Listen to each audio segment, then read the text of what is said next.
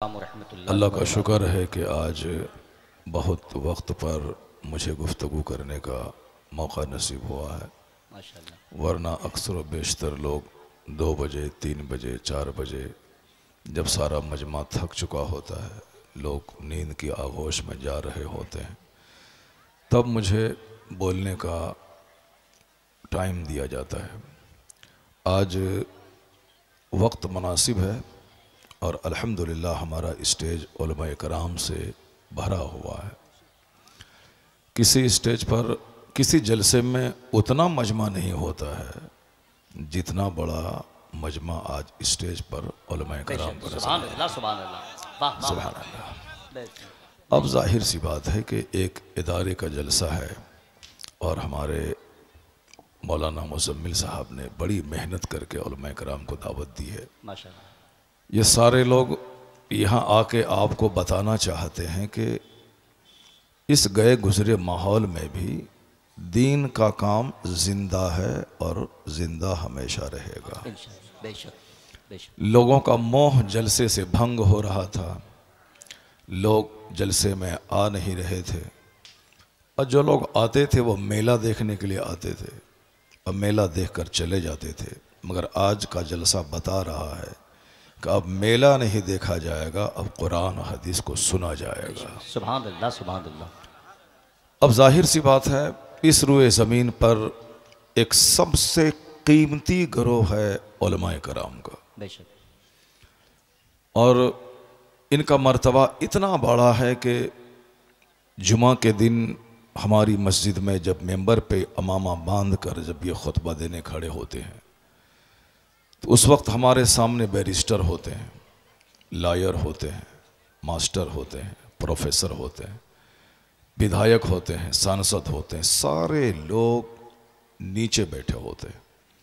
Member पर एक गरीब का बच्चा अगर आलिम है तो वो मेंबर पे चढ़ा होता है और इस तरह खिताब करता है कि जैसे कोई एक बादशाह रियाया को खिताब कर रहा है। ये मनसब खानदान की वजह से नहीं मिला है, रंग की वजह से नहीं मिला है, ये मनसब सिर्फ इल्मे कुरान और इल्मे हदीस की वजह से मिला है। ऐसा आपने नहीं देखा होगा कि बैरिस्टर साहब अमेरिका से पढ़ के आए तो चलिए आज आप नमाज पढ़ा दीजिए। साहब आप सांसद हैं, पूरे क्षेत्र के एमपी हैं, आप इत्तेफाक से मेरी मस्जिद में आ गए तो चलिए आज आप नमाज पढ़ा दीजिए, आगे बढ़ जाइए। नहीं, यहाँ तक कि प्रधानमंत्री भी आ जाएं, पाकिस्तान के साहब नवाज शरीफ रहें कि कोई भी रहें, शहबाज शरीफ रहें, फिर भी वहाँ की मस्जिदों में लोग उनसे नहीं कहते कि आप वज़ीर आज़म हैं, चलिए आगे बढ़ के नमाज पढ़ा दीजिए।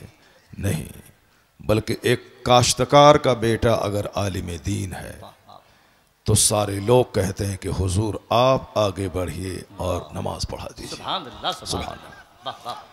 ये एक ज़बरदस्त मकाम अल्लाह रब्बुल इज़्ज़त ने आलिमों को अता फरमाया। और आलिम का काम क्या है?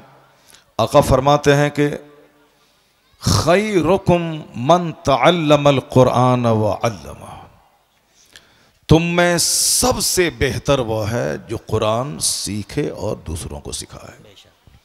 सबसे बेहतर वो है जो कुरान सीखे और दूसरों को सिखाए।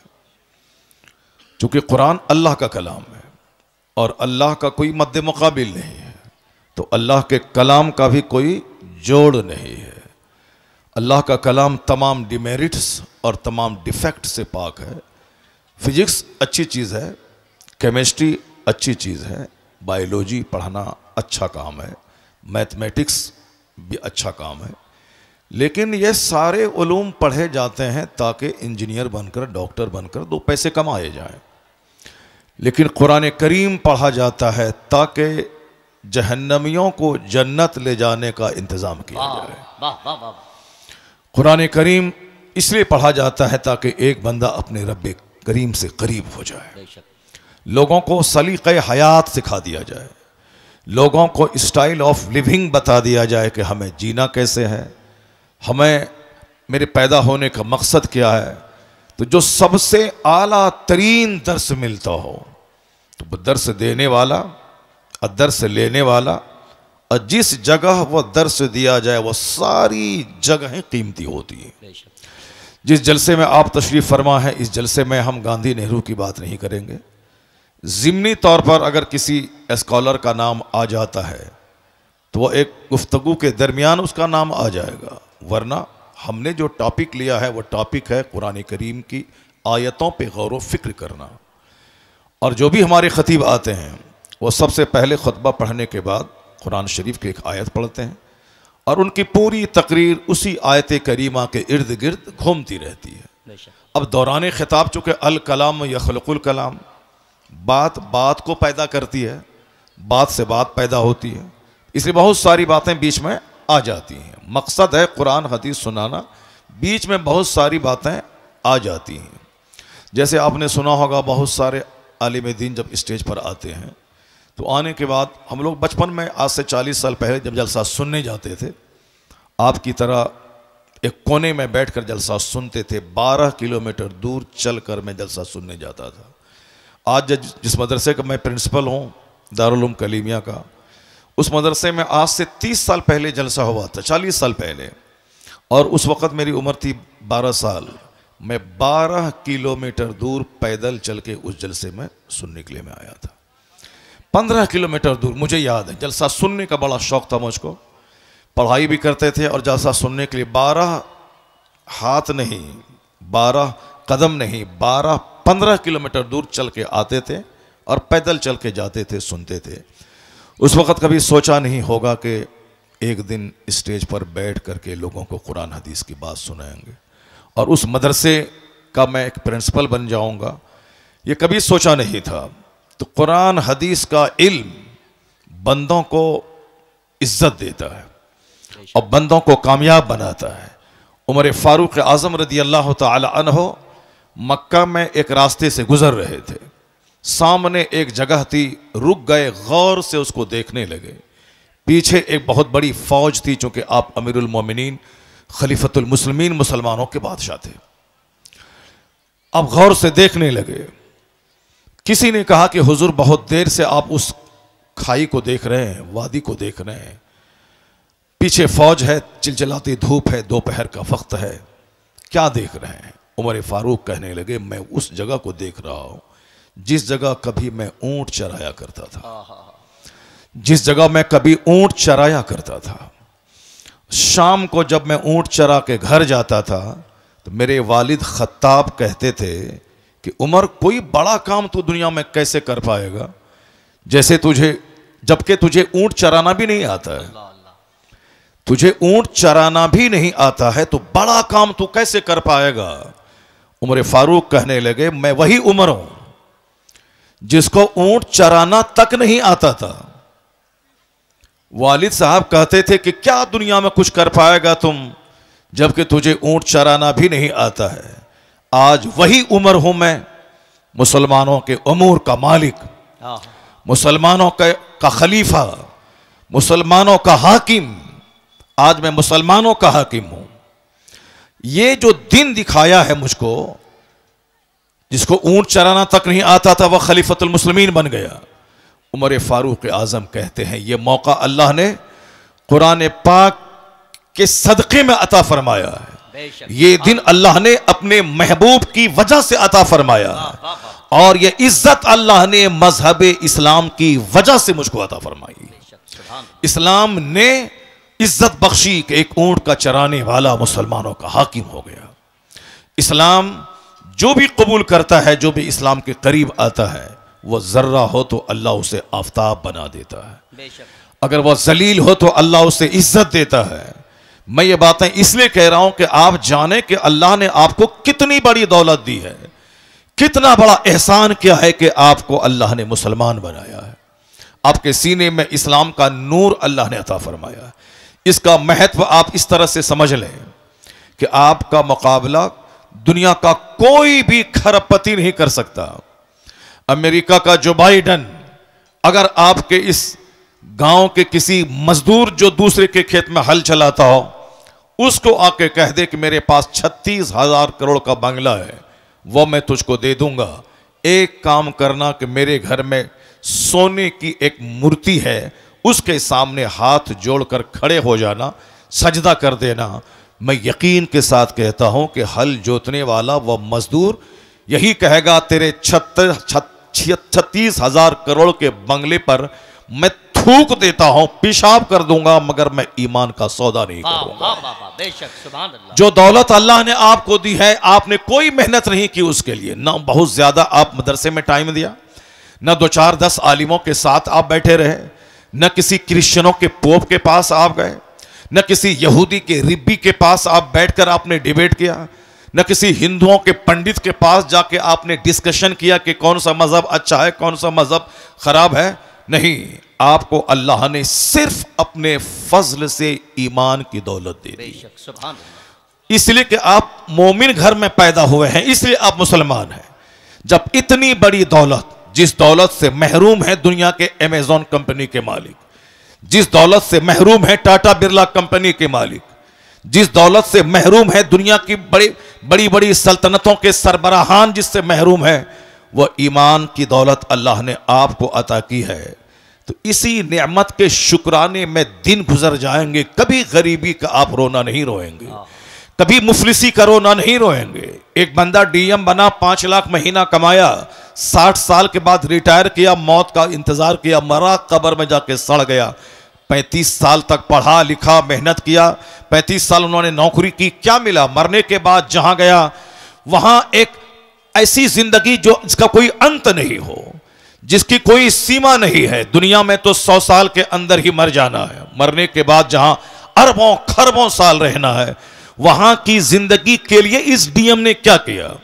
अब वहां ये आग में जलेंगे, ना इसका इल्म बचाएगा, ना इसकी डिग्री बचाएगी, ना इसकी मुलाजमत बचाएगी, ना इसके कमाए हुए करोड़ों रुपए बचाएंगे।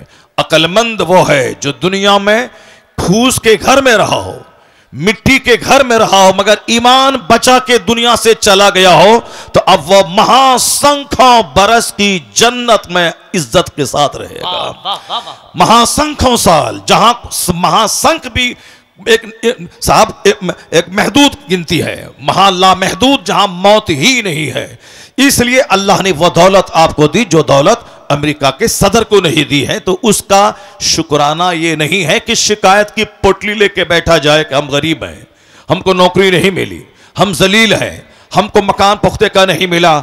इस नेमत पे जब आप गौर करेंगे तो हर वक्त आपकी पेशानी झुकी रहेगी और आप एक दुआ हमेशा रब से करते रहेंगे, इलाही मैंने कोई मेहनत नहीं की मुसलमान बनने के लिए, मेरा कोई एहसान तुझ पर नहीं है कि तूने मुझको मुसलमान बनाया है, तूने अपने फजल से मुझको मोमिन बनाया है। तो हर वक्त वह मोमिन यही दुआ करेगा, इलाही जब एक एहसान इतना तूने किया है तो एक एहसान और कर देना कि हालत ईमान में मौत देकर जन्नतुल फिरदौस अता कर देना। चूंकि बेशुमार लोग ऐसे हैं जो मरने से पहले पहले मुशरिक हो गए, मरने से पहले पहले काफिर हो गए। बहुत सारी बेटियां मुसलमानों की हैं जिसको जन्नत की तालीम नहीं दी गई, आखिरत की तालीम नहीं दी गई, कब्र में हजारों साल रहना है उसकी बात नहीं बताई गई, कयामत के दिन एक दिन 50,000 साल के बराबर होगा यह बात बाप ने नहीं बताया। बाप ने सिर्फ ये बताया कि इंजीनियर बनना है, डॉक्टर बनना है, कमाना है, घर बनाना है और खाना पीना है। तो अब अच्छी लाइफ गुजारने के लिए कोई मुशरिक उसे ऑफर दिया कि मेरे पास 5 लाख रुपए माहाना की आमदनी है, अगर तुमने मुझसे शादी कर ली तो तुम रानी बन के रहोगी। तो ये उस मुशरिक के साथ ईमान का सौदा करके भाग गई, उसी के साथ शादी करके रह गई। अब वो जब जवानी के बाद बुढ़ापे की उम्र में पहुंची, उसके बाद मौत ने दस्तक दिया, तो लज्जत कितने दिन तक उन्होंने हासिल की? 10 साल 20 साल। अब मरने के बाद जहां गई है वहां का एक दिन 50,000 साल के बराबर। अब ये बताएं कि 2 4 10 20 साल एक सेकंड है अल्लाह के नजदीक। इसकी लज्जत हासिल करने के लिए ईमान का सौदा कर दिया, उन्होंने कुफ्र कबूल कर लिया। अब वह खरबों साल की आग में जलने के लिए वहां चली गई। अक्लमंद है वह बाप जो बच्चों को डॉक्टर ना बनाए मगर जन्नती बना दे, जो अपने बच्चों को इंजीनियर न बनाए जन्नती बना दे, जो अपने घर में डॉक्टर इंजीनियर का चर्चा न करके आलिमे दीन का चर्चा करे, कुरान हदीस का चर्चा करे। वह औरत धन्य है जो नहीं बनी इंजीनियर मगर वह चूल्हे में खाना बनाती रही, अपना ईमान बचाती रही, बहारे शरीयत पढ़ती रही, कुरान पाक की तिलावत की, माह रमजान में 20 रकअत सूरह तरावी वह पढ़ती रही। वो औरत ईमान बचा के चली गई। खरबों कमाने वाली बैरिस्टर से यह बेहतर है कि कनीज़े फातिमा बनकर फातिमा ज़हरा के साथ जन्नत चली गई। वह कौन सा इल्म है जो इल्म आदमी की इज्जत को तार-तार कर दे? वह कौन सा इल्म है जो आदमी को कुफ्र के करीब पहुंचा दे? वह कोई इल्म है जो आदमी को जानवर बना दे? आज मदरसा आवाज दे रहा है कि डॉक्टर की सूरत में दरिंदा कलकत्ता के आरजी मेडिकल कॉलेज का प्रिंसिपल जो अपने घर के तहखाने में खूबसूरत औरतों के साथ बलात्कार करने का रैकेट चलाता था, जिसके कॉलेज में एमडी करने वाली खातून की आबरू गैर महफूज रही और जिसको अपनी आबरू बचाने के चक्कर में जान से हाथ धोना पड़ा। ये कोई डाइटन सिमिलिया का कसिया का कोई जाहिल नहीं था, वो कोई विलेजर, कोई देहाती, कोई फार्मर नहीं था, पढ़ा लिखा आदमी था। पढ़ा लिखा आदमी इस कदर गिर जाएगा ये किसी ने सोचा ना होगा। आपने देखा होगा मुजफ्फरपुर के शेल्टर होम में वह नेताओं का किस तरह कनेक्शन वहां पली जाने वाली औरतों के साथ था। लोग कहते हैं कि वह डॉक्टर की सूरत में जानवर, वह डॉक्टर की सूरत में दरिंदा। एक गांव का देहाती अपने चचेरे भाई के पास किशनगंज गया, डॉक्टर के पास, कहा आप मेरी बीवी का इलाज करें। डॉक्टर बोलता है कि तुम्हारी बीवी दर्द ज़ह में मुब्तला है, बच्चा भी मरेगा या नहीं जच्चा मर जाएगी, इसलिए तुम्हें 1 घंटे के अंतर सिजरिंग करना पड़ेगा। वह कहता है मैं बीमार हूं, मैं गरीब हूं, मैं मजदूर हूं, कहां से मैं 50,000 रुपए ला के दूं? यह डॉक्टर दिमाग में बहुत बड़ा सपना पाल करके किशनगंज आया है कि मैं MBBS हूं, अपने बच्चों को FRCS बनाना है, अब मुझे 2 एकड़ जमीन में शानदार घर बनाना है, मुझे फॉर्च्यूनर खरीदनी है। अब इतना पैसा, ऐसा नहीं कि डॉक्टर बनने के बाद रुपया का एक पेड़ अपने क्लिनिक में कोई लगा दे और रोजाना जाए 2 घंटा बैठे और पैसा तोड़ के झोला भर के शाम में घर ले जाए। नहीं, उसे तो मरीजों को देखना होगा, मरीजों की फीस से ही कमाना होगा। तो इतनी कमाई कहां से आएगी कि फॉर्च्यूनर का की किस्त अदा करे, वह 2.5 एकड़ जमीन का की किस्त अदा करे? अब वह इंसानियत का लिबादा छोड़कर झूठ का लिबास पहनता है, हैवानियत का कपड़ा पहनकर झूठ बोलता है कि तेरी बीवी 1 घंटे के अंदर में मर जाएगी, इसको सिजरिंग करवाना पड़ेगा। अब वह बेचारा छोटा सा घर बेचकर डॉक्टर को 50,000 रुपए देता है और वह डॉक्टर एक गरीब औरत की सिजरिंग करके उसको कई सारी औलादों से महरूम कर देता है। लोग कहते हैं यह डॉक्टर है मगर इंसान नहीं है। इंसान वो है जो इंसानियत जिसके अंदर हो, वह दूसरों का दर्द महसूस करे, मतलब डॉक्टर है मगर इंसान नहीं है। मोरबी का इंजीनियर कई 100 आदमी की जान ले लिया, उन्होंने NOC दिया, नो ऑब्जेक्शन, यह ब्रिज को खोल दिया जाए आम पब्लिक के लिए। ब्रिज गिरा, कितने 100 पब्लिक की जान चली गई। लोग कहते हैं वह इंजीनियर नहीं, वह कसाई है जिसने इतने लोगों की जान ले लिया। चीफ मिनिस्टर झारखंड का जो गरीबों की प्रॉपर्टी कोयला है उसके घोटाले में पकड़ा गया, कई साल तक जेल रहा। लोग कहते हैं यह चीफ मिनिस्टर नहीं बल्कि गरीबों का हत्यारा है।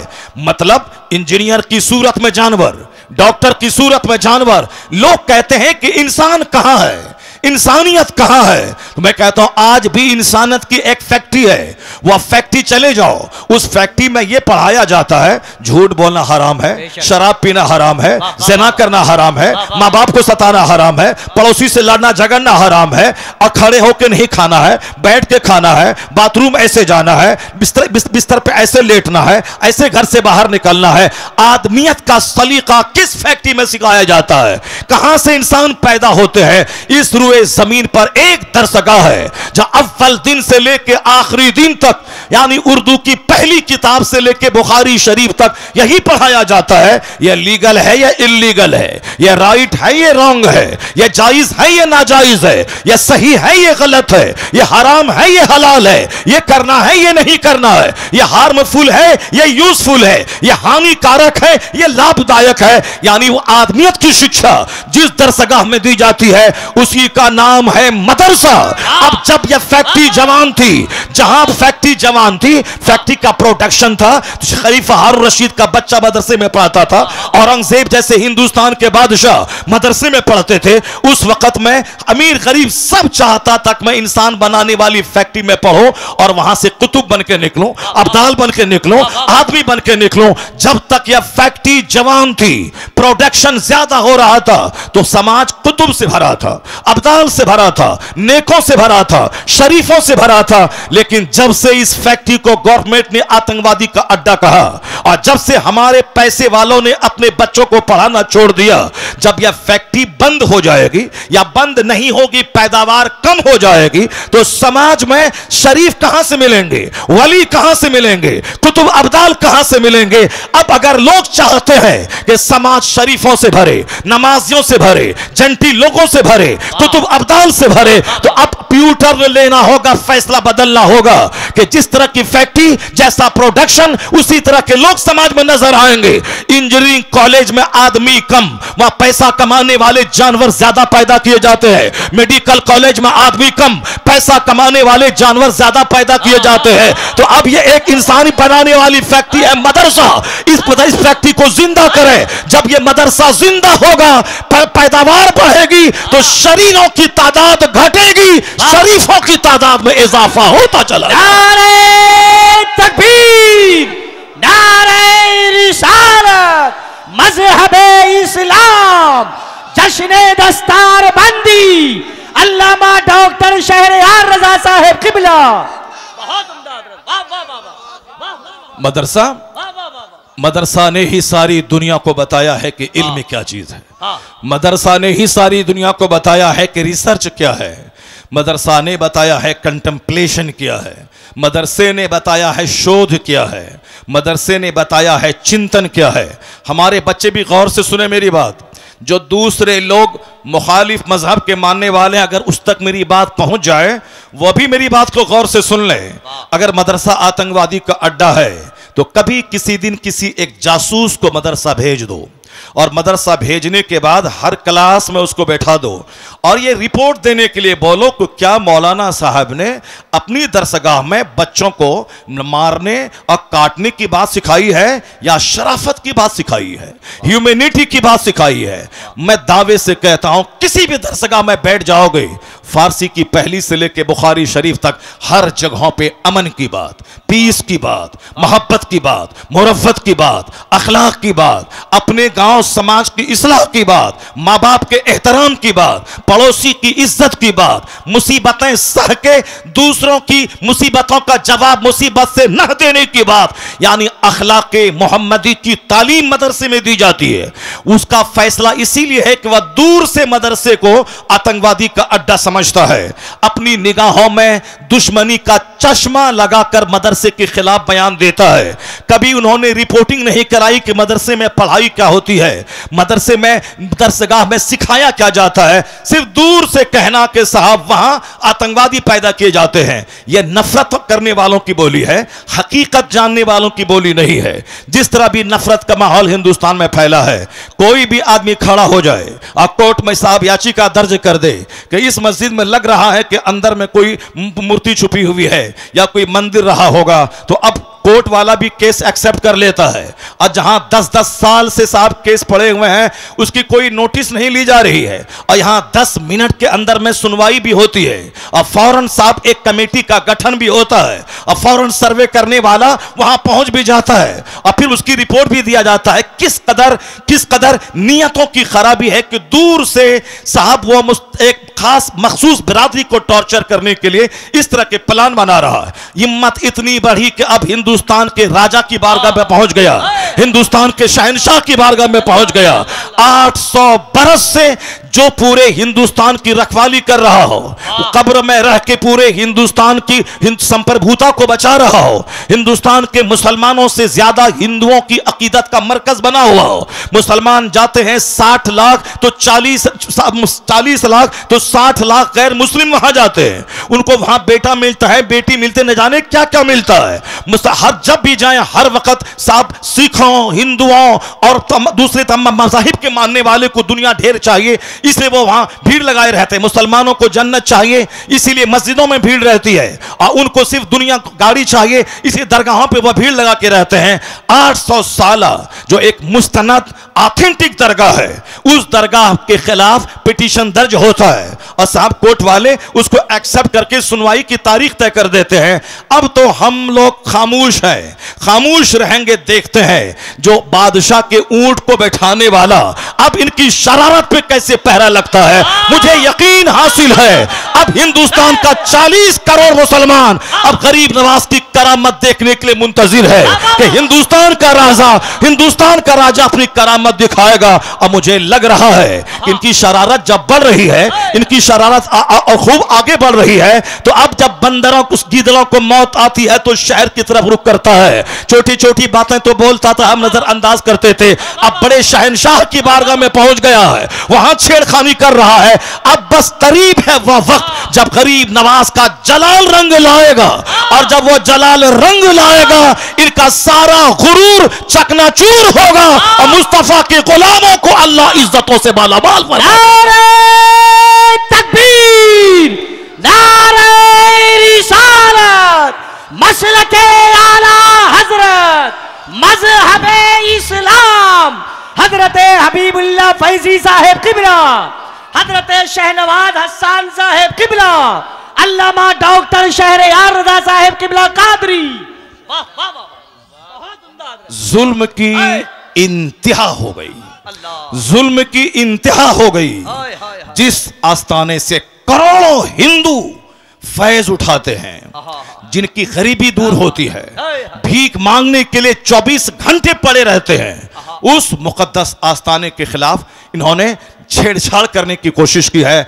अभी भी वक्त है कि जाके बाबा की बारगाह में चले जाओ, अपना पिटीशन कोर्ट से वापस ले लो और बाबा की चौखट पे जाके बोलो, बाबा क्षमा कर दीजिए, हमसे गलती हो गई। वरना याद रखना, जो अना सागर को एक कूजे में ला सकते हैं, याद रखना, जो बादशाह के ऊंट को बैठा सकते हैं, तो फिर जब वो जलाल में आ गए तो हुकूमत का सत्यानाश हो जाएगा। फिर वही होगा जो सारी दुनिया देखने का मुंतजिर है। नारे तकबीर, नारे रिसालत, ख्वाजा का हिंदुस्तान, फैजाने गरीब नवाज। इसलिए एक कौम मुस्लिम, आपको कानून हाथ में नहीं लेना है, आपको सड़क पे आकर के बहुत बड़ा प्रोटेस्ट नहीं करना है। यह मामला शहनशाह हिंदुस्तान का मामला है, अब मामला उनकी कोर्ट में पहुंच चुका है। बस हम लोग वही करें जो सरकार दो जहां के दादा अब्दुल मुत्तलिब, जब अबरहा जो हाथियों का फौज लेके खाने काबा को ढाने आ रहा था, अब्दुल मुत्तलिब ने क्या कहा था कि हर शख्स अपने घर की हिफाजत करता है, ए अल्लाह ये तेरा घर है, तू अपने घर की हिफाजत कर।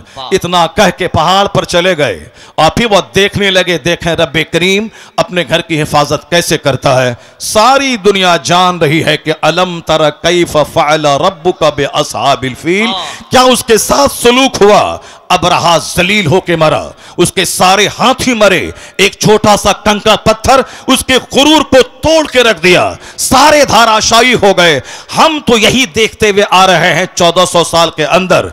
अल्लाह रब्बुल इज्जत बहुत बेनियाज है, अल्लाह रब्बुल इज्जत बेनियाज है, कोई भी जालिमों का जुल्म उसको थका नहीं सकता, और किसी भी इबादत करने वाली की इबादत की वजह से अल्लाह रब्बुल इज्जत की शान में कोई इजाफा नहीं हो सकता। अल्लाह उस सिफाते कमालिया का जामा है कि जिसके आगे किसी सिफत का कोई तसव्वुर ही नहीं है। अल्लाह रब्बुल इज्जत के पास सारी कुव्वतें, सारी ताकतें मौजूद है। हम इबादत करते हैं, हम उसका बेनिफिट मुझको मिलता है, अगर कोई कुफ्र करता है उसका नुकसान वो उठाता है। अल्लाह सिर्फ देखना चाहता है कि मेरा कौन बंदा है जो इस जमीन को अदल से भरता है और कौन है जो इस जमीन को जुल्म से भरता है। जो ईमान लाएगा, अच्छा काम करेगा, उसे यहां सेहत देंगे, इज्जत देंगे, हुकूमत देंगे, मरने के बाद जन्नत देंगे। जो कुफ्र करेगा, शरारत करेगा, जुल्म करेगा, अत्याचार करेगा, दूसरों को जीने नहीं देगा, सताएगा, समाज को पाप से भर देगा, उसके लिए आग तो वहां है, यहां उसका जीना तंग कर देंगे, यहां उसके घरों को कैद खाना बना देंगे, यहां उसको जलील और रुस्वा कर देंगे। नहीं देखा तुमने आज से 5 साल पहले चाइना के लोग कहते थे कौन सी नमाज है, कैसी नमाज है। जापान के लोग कहते थे कौन सी मस्जिद है, कैसा मदरसा है।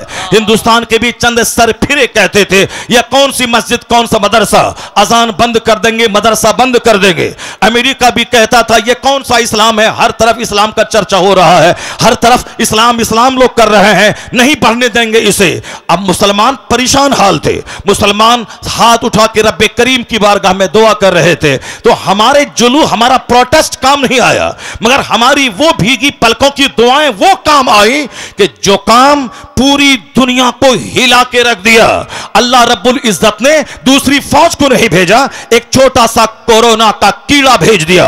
उस कीड़े ने चाइना को तबाह किया, अमेरिका के शहर को उसको रौनक को मिटा दिया, सारे एयरपोर्ट्स में ताले लगवा दिए, दुनिया के अरबों इंसान को उनके घर को जेल उसके लिए बना दिया गया।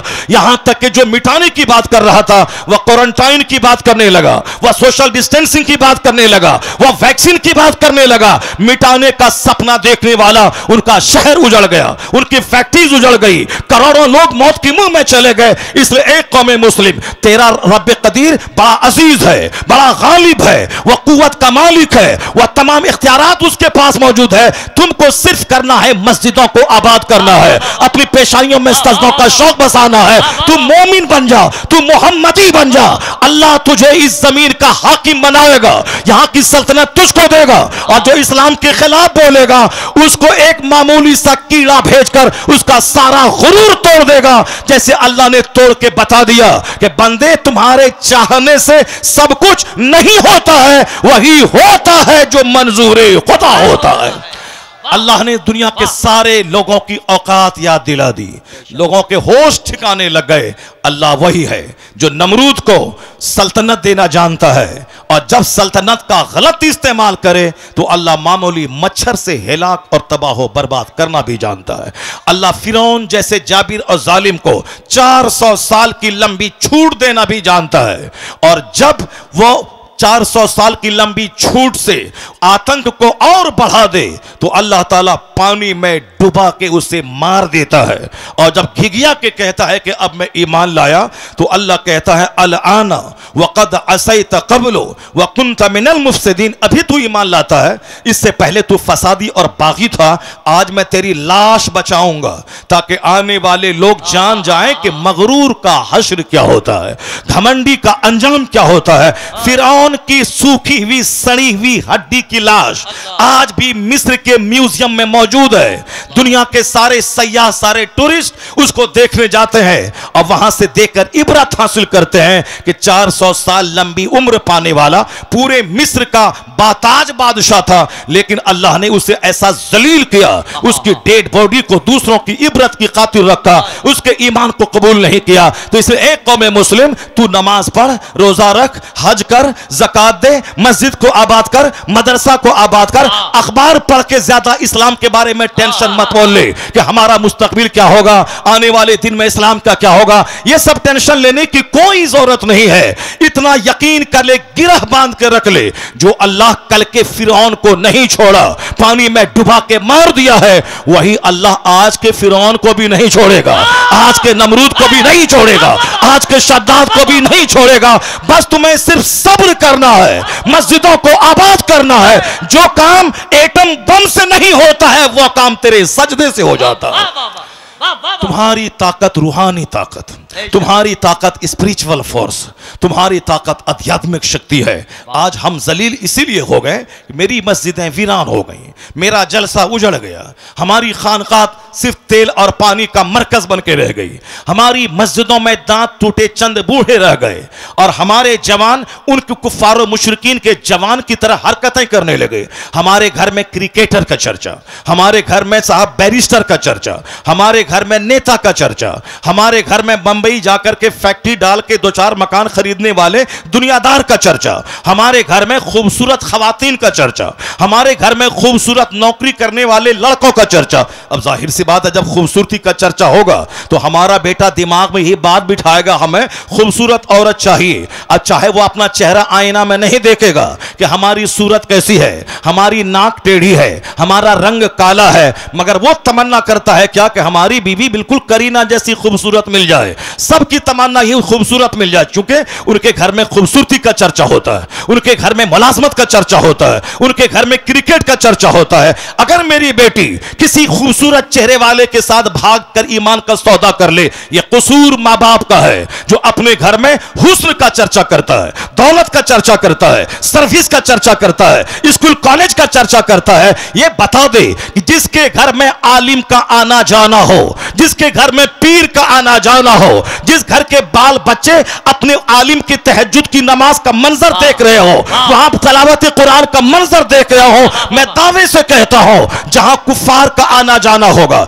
जहां डकैत का आना जाना होगा, जहां दुनियादार का आना जाना होगा, उसके बच्चों का दुनियादार बनना जब तय है, उसी तरह जहां नमाजी का आना जाना होगा, आलिम का आना जाना होगा, मशाइख का आना जाना होगा, उनके घर के बाल बच्चों का ईमान का बचना भी तय है, वहां नमाजी बनना भी तय है। इसलिए बुजुर्गों ने कहा अपने घर में चोरों को मत आने दे, अपना दस्तरखान नेकों के लिए बिछा, आलिमों का आना जाना होने दे, मशाइख का आना जाना होने दे। दिखने का असर होता है, जहां चोरी होगी वहां के बच्चे चोर पैदा होंगे, जहां तिलावत कुरान होगी वहां के बच्चे गुलामे हुसैन पैदा होंगे। वाह वाह वाह वाह, सुभान अल्लाह, सुभान कोई तहरीक हमारे बच्चों को काफिर होने से बचा नहीं पाएगी, कोई तहरीक हमारी मुर्तद होने वाली बेटियों को बचा नहीं पाएगी। उसके लिए हर माँ बाप को आगे आना होगा, अपने घर में इस्लामी कल्चर बनाना होगा, अपने बाल बच्चों के दिल दिमाग में इस्लाम की अजमत बैठानी होगी, अपने बाल बच्चों के सामने हुजूर की हयात तैयबा को बयान करना होगा, औलिया और सालिहीन की जिंदगी का मुताला करना, औलिया और सालिहीन की जिंदगी बताना होगा। अब जरा गौर से देखिए कैसे हालात थे, कैसे लोग थे, किस तरह से जीते थे। अमीर उस दौर के कैसे थे, गरीब उस अहद के कैसे थे, औरतें उस अहद की कैसी थी, मालदार उस अहद के कैसे थे। इस्लामिक हिस्ट्री का एक चैप्टर मैं खोलता हूं, जरा गौर से उसको सुनिए, उसके बाद फिर मैं आके आपको बताऊंगा कि नेता हमारा कितना झूठ बोलता है। नेता हमें डरा करके हमसे वोट लेता है। वो क्या बोलता है कि अगर तुम हमको वोट नहीं दोगे तो तुम्हारी जिंदगी खतरे में पड़ जाएगी, तुम्हारा मुस्तकबिल खतरे में पड़ जाएगा, इस्लाम खतरे में है। हम आज 50 साल से सुनते हुए आ रहे हैं, इस्लाम इज इन डेंजर, इस्लाम खतरे में है, इस्लाम खतरे में है, इस्लाम खतरे में है। जो मौलाना बोलता है इस्लाम खतरे में है, यकीन जाने कि वो मौलाना सच नहीं, वह झूठ बोल रहा है। जो नेता बोलता है इस्लाम खतरे में है, वह नेता झूठ बोलता है। ये क्यों नहीं बोलता नेता कि हमारी नेतागिरी खतरे में है, हमारी पॉलिटिक्स खतरे में है, हमारा एमपी का पोस्ट खतरे में है, हमारी पार्टी खतरे में है, या बोल मेरी पार्टी खतरे में है। हम जिस तरह से वो अपने लोगों को डराता है हमसे और हमारे खिलाफ नफरतों की आग लगाकर वो अपना वोट लेता है, उसी तरह हमारे भी कुछ लोग हैं जो शराब में डूबा हो, एक वक्त की नमाज ना पढ़ता हो, जो दिल्ली में जीतने के बाद 5 स्टार होटल में रंगरलियां मनाता हो, ये हमें आके मजहब के नाम पे हमसे वोट लेता है कि हम मुसलमान हैं, तुम हमको वोट दो। मुसलमान के नाम पे उसको वोट दिया जाएगा जो मुसलमान होगा, कंप्लीट मुसलमान होगा, जो मुस्तफा का होगा, जो कुरान हदीस का होगा, जिसको देखने के बाद लगेगा ये मुसलमान है। सिर्फ एक बिन लेबीन लग गया मुसलमान है, बाकी सारा काम मुशरिकीन जैसा है, उसको वोट दिया जाएगा। वोट नहीं दोगे तो बोलेगा तुम्हें काट दिया जाएगा, तुम्हें मार दिया जाएगा। इस्लाम खतरे में है, मुसलमान खतरे में है। मैं बताऊंगा कुरान करीम क्या कहता है, मुस्तफा की हदीस क्या कहती है, और ये नेता क्या बोलता है। और झूठ बोल भी अगर बोलता है कि इस्लाम खतरे में है, वह झूठ बोलता है।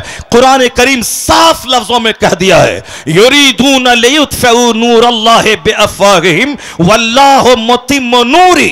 अल्लाह कहता है ये मुशरिकीन, ये कुफ्फार अपने मुंह से इस्लाम का चिराग बुझाना चाहते हैं, अल्लाह उस नूर को पूरा करना चाहता है। जो अल्लाह उसे पूरा करना चाहता है और ये उस नूर को बुझाना चाहते हैं। बंदों का चाहा हुआ होगा या अल्लाह का चाहा हुआ होगा, ये बंदा कमजोरी का पुतला है। बंदे की हिस्ट्री कमजोर है, इंसान की तारीख की कमजोर है। इंसान पैदा हुआ कैसे है? इंसान पैदा हुआ एक नापाक कतरे से, जिसकी इब्तदा इतनी कमजोर हो कि नापाक कतरे से पैदा हुए हो, जिसकी इब्तदा इतनी कमजोर है या बजती हुई मिट्टी से पैदा हुआ है, जिसकी बुनियाद इतनी कमजोर है कि कई बार शर्मगाहों से इसका गुजर हुआ है। बाप की रीढ़ की हड्डी और मां के सीने की हड्डी से जो कतरा निकलता है उससे यह इंसान पैदा हुआ। यह मैं नहीं कहता, पैदा करने वाला मेरा खालिक कहता है। फलयंजुरिल इंसानु मिम्मा खुलिक मिम्मा इन दाफिक यखरुजु मिन बैनि सुल्बि व तराइब इन्नहु अला रजइही लकादिर। अल्लाह कहता है a man should consider in his creation. आदमी को अपनी पैदाइश पे गौर करना चाहिए कि वह पैदा हुआ कैसे है। अल्लाह कहता है वह पानी का कूदता हुआ कतरा मनी का जो बाप की रीढ़ की हड्डी से निकलता है, मां के सीने की हड्डी से निकलता है और वह बच्चादानी में पहुंचता है और 4 महीने तक वह नुत्फा अपनी असल हालत पे रहता है। अगले 40 दिन तक, अगले 40 दिन में वह लोथड़ा बनता है, अगले 40 दिन में ढांचा तैयार होता है, अगले 40 दिन के बाद उसमें जान डाली जाती है, 120 दिन के बाद उसमें जान डाली जाती है। अब 40 दिन का एक पीरियड गुजरता है, पहले लोथड़ा, उसके बाद ढांचा, फिर उसके बाद उसमें जान डाली जाती है। जान डाले जाने से पहले अगर ईमानदार नेक परहेजगार मुसलमान डॉक्टर बोले अगर यह हामिला रही, हमल से रही तो इसकी जान को खतरा है, तो नेक मुत्तकी परहेजगार डॉक्टर की बात मानकर इस काते हमल एबॉर्शन हो सकता है। लेकिन अगर जान डाल दी गई फिर किसी की बात नहीं मानी जाएगी। 4 महीने के बाद कोई एबॉर्शन अगर करता है वह उस बच्चे का कातिल और मर्डरर ठहरता है। तो एक नापाक कतरे से यह इंसान पैदा हुआ है। अब पैदा होता किस रास्ते से है वह सबको मालूम है, और वह नुत्फा जाता किस रास्ते से है वह सबको मालूम है। यह पूरी कहानी कुरान में 2-4-10 जगहों पे बयान किया गया है। यह बयान क्यों किया गया है? सूफिया कराम कहते हैं लोगों का मजाज है, जब जवानी मिली मगरूर हो गया, दौलत मिली घमंडी हो गया, छोटा सा घर कच्चे का पुख्ता बना दिया, अब वो साहब समाज में अपने आप को सबसे बड़ा समझने लगा। हुस्न पे मगरूर होता है बंदा, मकान पे मगरूर होता है बंदा, थोड़ी शोहरत मिल गई उसमें मगरूर होता है बंदा, ताकत जवानी मिली उसमें मगरूर होता है। यह गुरूर तो उसे तबाह कर देगा। यह गुरूर तो समाज में नफरतों की आग लगा दिया है। आज समाज में हर आदमी तन्हा महसूस करता है क्योंकि हर आदमी अपने आप को दूसरों से बड़ा समझता है। गुरूर की वजह से कोई किसी के घर नहीं जाता है। तो हर आदमी ईद के दिन अपने घर में बिल्कुल भैंस बन के बैठा रहता है, पहल करके नहीं जाता, मुंतजिर रहता है कि वह मेरे घर में आए। अब वह भी मुंतजिर रहता है कि यह मेरे घर में जाए, ना वो आता है ना यह जाता है, दोनों अपनी सेवई खुद खाते हैं और मोहब्बतों से महरूम रहते हैं। मोहब्बत वहां नहीं होती जहां इंतजार किया जाता है, मोहब्बत वहां होती है जहां खुद से पहल की जाती है। बंदा खुद से पहल करे, मुंतजिर ना रहे कि वह सलाम करेगा, बल्कि खुद से सलाम में पहल करे। इंतजार ना करे कि वह मेरे घर में आएगा, पहल करके यह खुद उसके घर में चला जाए। वह सारी कैफियतें जब थी तो गुर्बत में भी राहत का मजा मिलता था, और आज सब मकान बना रहे हैं और सबका दिल उजड़ रहा है, सबका चेहरा उजड़ रहा है, समाज नफरतों की आग में जलता चला जा रहा है। आका ने कहा था ला तदखुलूनल जन्नत हत्ता तुमिनु, जन्नत नहीं जाओगे जब तक कि मोमिन न बन जाओ, वला तुमिनु हत्ता तहाब्बू, मोमिन नहीं बनोगे जब तक कि आपस में एक दूसरे से मोहब्बत न करो। मोहब्बत करना मोमिन बने रहने के लिए जरूरी है। अपने पड़ोसी से मोहब्बत जरूरी है ईमान बचाने के लिए, अपने रिश्तेदारों से सिले रहमी जरूरी है ईमान बचाने के लिए, अपने गांव के गरीबों से मोहब्बत जरूरी है ईमान बचाने के लिए, और मालदारों को गरीबों से, गरीबों को मालदारों से मोहब्बत जरूरी है ईमान बचाने के लिए। नफ्स के बहकाव में न आए, शैतान के बहकाव में न आए, और घमंडी न बने, घमंड चकनाचूर कर देगा। इन्न अल्लाह ला युहिब्बुल मुतकब्बिरीन, अल्लाह मुतकब्बिरीन को दोस्त नहीं रखता है। तो घमंड यह है कि हम उसके पास न जाएं, वह मेरे पास आए, यह घमंड है। और अखलाक क्या है? वो आए न आए मुझे जाना है, वह सलाम करे न करे मुझको सलाम करना है, वह मेरे जनाजे में आए ना आए, हम उसके घर में कोई जनाजा हो मैं जाऊंगा, मेरे बीमार पड़ने के बाद मजाद पुरसी को आए ना आए मुझको जाना होगा। यह है नफरतें मिटाने का फॉर्मूला। जब बंदा 10 बार सलाम करेगा सामने वाले को तो सामने वाला जरूर 11वीं बार सलाम में पहल करना चाहेगा, क्योंकि अखलाक आदमी के दिल को मुस्तकर कर लेता है, और यही अखलाक की मोहम्मदी है। और यहां नफरतों में जीते हैं कि साहब शौहर बीवी को सलाम करेगा, बीवी कहती है हम कम है क्या हम शौहर को सलाम करें, हम क्यों करें, हम उससे कम है क्या, हम सलाम करेंगे तो वो समझेगा ये हमसे डर गई है, ये डरती है हमसे सलाम, डरती है इसे बार बार सलाम करती है, ये बोलती है शौहर समझेगा ये डर रही है। और शौहर सोचता हम सलाम करेंगे तो वो बोलेगा कि शौहर डर रहा है, ये साहब हम उसे डर रहे हैं, ये हमको सलाम कर रहा है। ये दोनों भी एक दूसरे से दूरियां बना रहे हैं, एक दूसरे पर एतमाद खत्म हो रहा है। मोहब्बत का तरीका ये नहीं है। जब नफ्स की मानेंगे तो नफरत फैलेगी, अदावत फैलेगी, लेकिन जब निगाह निगाहों के सामने मुस्तफा को ले आएंगे तो नफरतों का खात्मा होगा, मोहब्बत बढ़ जाएगी। वो आप सिर्फ ये कहे मैं शेखुल हदीस हूं तो क्या हुआ, मैं शौहर हूं तो क्या हुआ, मैं मालदार हूं तो क्या हुआ, मुस्तफा से बड़ा कौन है दुनिया में? वही जाने ईमान वो है, असली ईमान वो है, रूहे ईमान वो है, कंज़े ईमान वो है। होते कहां खलीलो बिना काबा में ना लौलाक वाले साहिबी, ये सब तुम्हारे घर की है। कहां हमें दीन मिलता, कहां हमें कुरान मिलता, कहां खुदा की पहचान मिलती। ये सारी नेमतें मुस्तफा के सदके में मिली है। तो हुजूर को मॉडल मुस्तफा अल्लाह ने हमारे लिए बनाया है। नफ्स की मानेंगे तो गुरूर पैदा होगा, नफ्स की मानेंगे मियां बीवी में दूरियां पैदा होंगी, नफ्स की मानेंगे तो छोटे और बड़े में दूरियां पैदा होंगी। अगर मुस्तफा की मान गए, मुस्तफा को सामने ले आए तो सामने ये आएगा हम बड़े या मुस्तफा बड़े। मुस्तफा रास्ते से गुजरते थे तो बच्चों को सलाम करते थे, छोटों को सलाम करते थे। जब हुजूर का कैरेक्टर सामने आएगा तो घमंड मिटेगा, सलाम में पहल और आगाज शुरू हो जाएगा। अगर हम ये सोचे कि हम अपनी बीवी को सलाम क्यों करें, महर की रकम मैं देता हूं, मैं अपने घर में उसको रखता हूं, मैं नान नफका का इंतजाम मैं करता हूं, अगर ये बातें सोचेगा तो फिर वहां घमंड काम करेगा। लेकिन जैसे ही सोच ले मैं बड़ा या मेरे मुस्तफा बड़े, मुस्तफा जब घर में आते थे तो सलाम में अपनी बीवियों को पहल फरमाते थे, अपनी बीवियों को सलाम करते थे। सरकार छोटे बच्चों को सलाम करते थे। सहाबे कराम तो जान हथेली पे लेकर मुस्तफा पे कुर्बान होना चाहते थे, लेकिन हुजूर उनको सलाम करने का मौका नहीं देते थे, सलाम में पहल फरमाते थे। यही हुजूर की अदाएं थी जो अरब के उन अल्लाहों को मुस्तखर कर लिया, अरब के उन बदुओं को सिविलाइजेशन और कल्चर के ऊंचे मेयार पे फाइज कर दिया। जो जंगली थे, जो वहशी थे, हुजूर के अखलाक ने उसे torch bearer of civilisation and culture बना दिया कि खुद न थे जो राह पे, औरों के हादी बन गए। क्या नजर थी जिसने मुर्दों को मसीहा कर दिया। उन अरब के मुर्दों को मसीहा किसने बनाया? ये हुजूर के अखलाक ने उनके दिलों को जीत लिया। तो आका फरमाते हैं कि तुम जन्नत नहीं जाओगे जब तक कि मोमिन न बन जाओ, मोमिन नहीं बनोगे जब तक कि आपस में एक दूसरे से मोहब्बत न करो। और आका फरमाते हैं अवला अदुल्लुकुम अला शैइन इज़ा फअलतुम तहाबबतुम अफशुस सलाम बैनकुम। आका कहते हैं एक नुस्खा बताता हूं जिससे आपस की कुदूरतें मिटेंगी, अदावतें मिटेंगी, मोहब्बत बढ़ेगी। आका कहते हैं एक काम करना, उसको अपने बिल्कुल फैला देना, उस नुस्खे को सीने दिल से लगा लेना। उस नुस्खे को अगर तुमने लगा लिया तो मोहब्बत बढ़ेगी, नफरत घटेगी। आका फरमाते हैं अफशुस सलाम बैनकुम, आपस में सलाम को फैला दो, आपस में सलाम को फैला दो।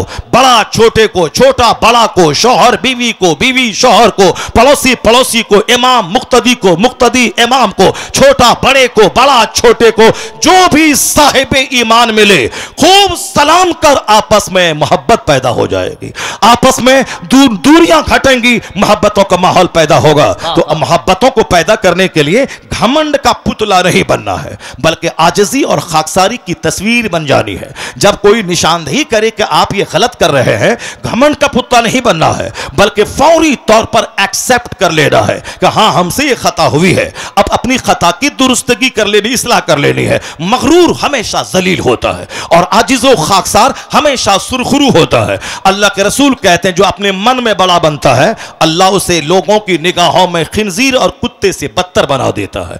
अल्लाह के रसूल कहते हैं मन तवाज़अ लिल्लाह रफ़अहुल्लाह, जो अल्लाह के लिए नरमी इख्तियार करता है, तवाज़ो इख्तियार करता है, झुक जाता है, अल्लाह उसे बुलंद कर देता है। अब वो अपनी निगाह में तो छोटा होता है लेकिन लोगों की निगाहों में अल्लाह उसे मुअज़्ज़म और मोहतरम बना देता है। और जो अपने मन में बड़ा बनता है कि मेरा घर, मेरी बिल्डिंग, मेरी गाड़ी, मेरी बीवी, मेरी बेटी, मेरा दामाद, मेरा नौकर, मेरा चाकर, मेरी नौकरी, मेरी फैक्ट्री, मेरी मुलाजमत, मेरा मॉल, मेरा मार्केटिंग कॉम्प्लेक्स, मेरा मेरा मेरा मैं जो करता रहता है तो अपने मन में तो बड़ा बनता है कि मेरे से अच्छा गांव में कौन खाता होगा, मेरे से अच्छा गांव में किसके घर में टाइल्स लगा होगा, मेरे से अच्छा ग्रेनाइट कौन लगाया होगा, मेरे से अच्छी गाड़ी कौन चलता होगा। मैं तो हुजूर क्या कहते हैं कि जो अपने मन में बड़ा बनता है अल्लाह उसे फी आयुनी नास, in the eyes of people, लोगों की निगाहों में उसे खिंजीर और कुत्ते कुत्ते से बदतर बना देता है।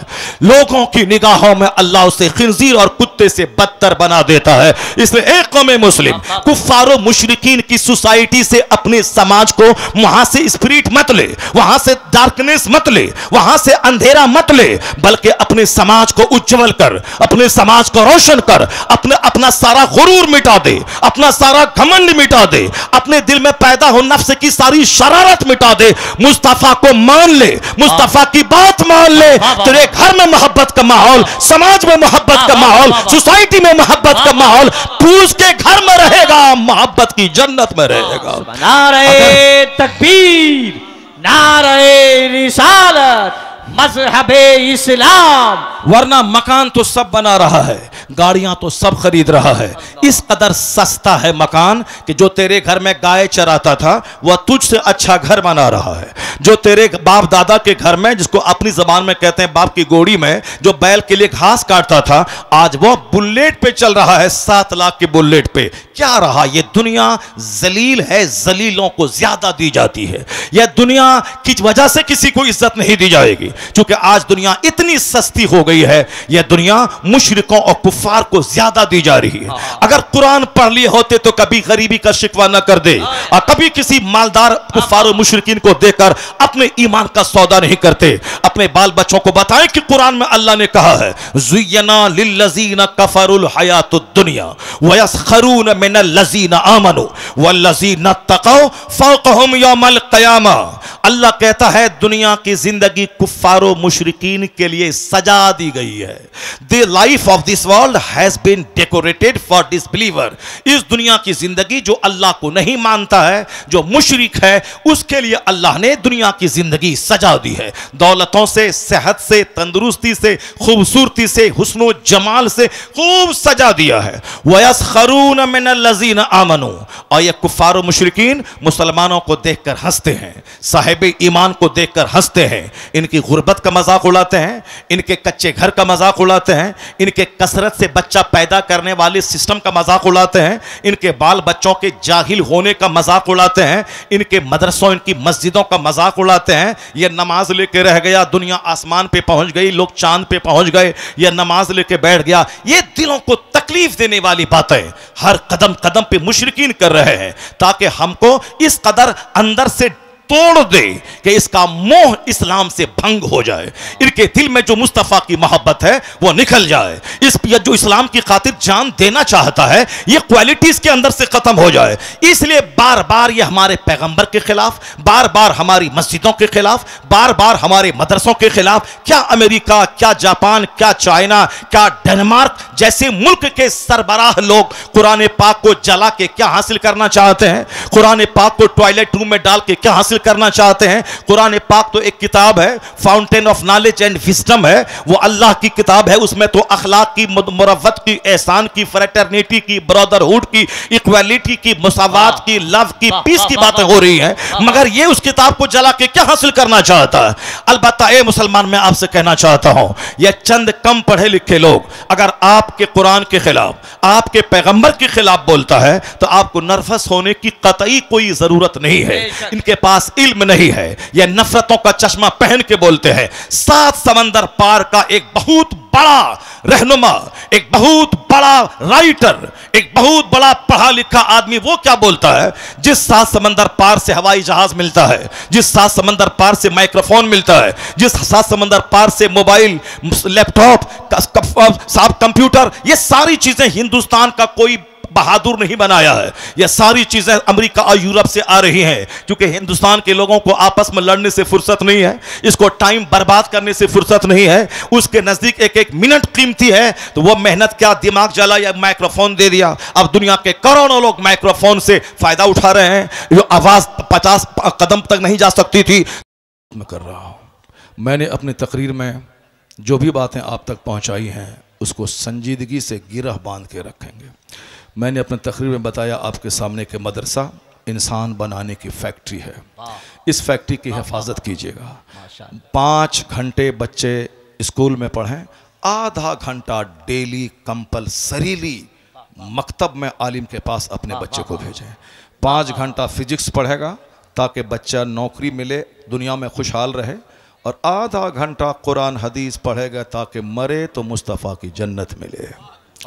यहाँ भी खुशहाल रहने के लिए मेहनत करनी पड़ेगी और जन्नत जाने के लिए इससे ज़्यादा डबल मेहनत करनी पड़ेगी। दुनिया में 60 साल 65 साल तक नौकरी करनी है, 30 साल पढ़ना है, इसके लिए 8 घंटे 10 घंटे, जहाँ खरबों साल जन्नत में रहना है उसके लिए कितनी मेहनत करनी पड़ेगी। तो दूसरी कौमों के मुकाबले में मुसलमानों को डबल मेहनत करनी है। 1 मैन 2 मिशन। हम आदमी एक हैं, हमारा मिशन 2 है। एक मिशन दुनिया में खुशहाल रहना, दुनिया में हलाल रोज़ी कमा के बाल बच्चों को इज़्ज़त से खिलाना, दूसरों के सामने भीख नहीं मांगना, अपने बाल बच्चों को मोहताज छोड़ के नहीं मरना। उसके लिए मेहनत करनी पड़ेगी, चाहे मुलाजमत हो, चाहे तिजारत हो, चाहे खेती बाड़ी हो, खूब लगन से दुनिया का काम करना है। मौला अली कहते हैं, जब मैं दुनिया का काम करता हूँ तो खूब मेहनत और लगन से करता हूँ, यह सोच कर के मुझे 100 साल दुनिया में रहना है। और जब सजदा करता हूँ यह सोच कर के यह ज़िंदगी का आखिरी सजदा अदा करता हूँ। जब बंदा आखिरी सजदा अदा करेगा तो किस कदर तवज्जो, खुशू और खुजू के साथ करेगा। और जब लंबी उम्र रहने के तमन्ना के साथ दुनिया का काम करेगा तो कितनी मेहनत और लगनशीलता से करेगा।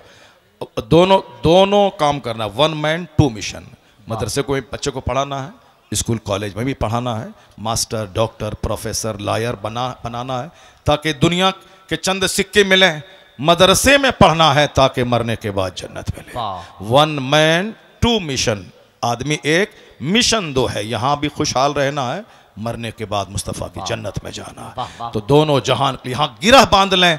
जिस तरह दुकान गए बगैर रोजी नहीं मिलती है, उसी तरह मस्जिद गए बगैर भी जन्नत, जरा जोर से बोलें, मस्जिद गए बगैर भी जन्नत नहीं मिलती है। अगर ये बात हो गई तो दुकान भी आबाद रहेगी, मस्जिद भी आबाद रहेगी। अल्लाह तबारक व तआला हमको, आपको, सबों को इस तकरीर पर, मुझे भी और आपको सबको अमल करने की तौफीक अता फरमाए।